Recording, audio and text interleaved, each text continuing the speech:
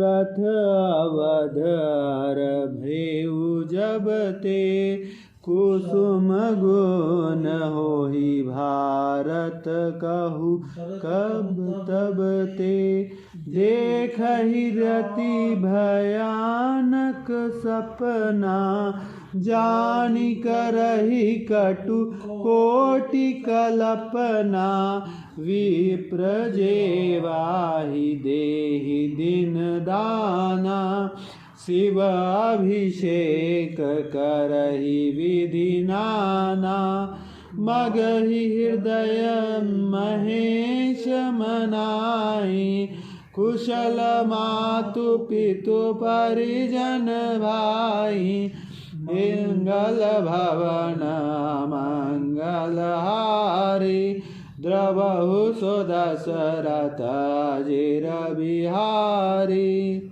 एहि विधि सोचत भरत मन धामन पहुँचे आय गुरु अनुशासन श्रवण सुनी चले गणेशु मनाई धन सिया रामचंद्र की जय हनुमान की जय महादेव की जय। अर्थ सुनेंगे।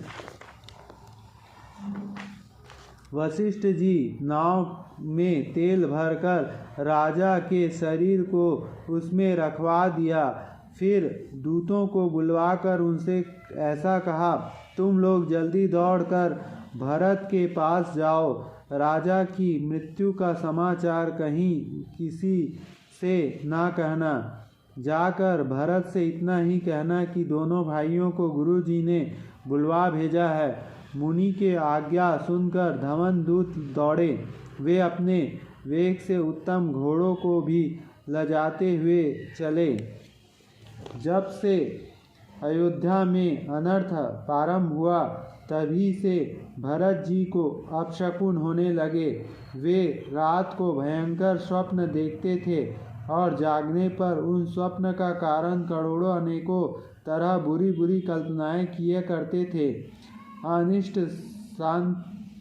शांति के लिए वे प्रतिदिन ब्राह्मणों को भोजन कराकर दान देते थे। अनेकों को विधियों से रुद्र अभिषेक करते थे। महादेव जी को हृदय में मानकर उनसे माता पिता कुटुंबी और भाइयों का कुशल क्षेम मांगते थे। भरत जी इस प्रकार मन में चिंता कर रहे थे। दूत आ पहुँचे। गुरु जी की आज्ञा कानों से सुनते ही वे गणेश जी को मानकर चल पड़े। बोलो लखन सिया रामचंद्र की जय। चले समीर वेग है हाके नाधत सरित सैल बन बाके हृदय सोचु बड़ कछु न सोहाई अस जानहि जिय जाए उड़ाई एक निमेष बरस सम जाई एहि विधि भरत नगर नियराई अस गुण होहि नगर पैठारा रटहि कुभाति कुखेत करारा हर सियार बोलहि प्रतिकूला सुनि सुनि होउ भरत मन सूला श्रीहंत सर सरित बन बागा नगर विशेष भय वनु लागा खग मृग हय गय जाहि न जोए राम वियोग कुरोग बिगोए नगर नारी नर निपट दुखारी मनहु सब निसब संपत्ति हारी। मंगल भवन मंगल हारी द्रवहु सो दशरथ अजीर बिहारी। सुरजन मिलहि न कहै कछु गावै जोरहि जाय। भरत कुशल पूछि न सकहि भय विषाद मन माहि।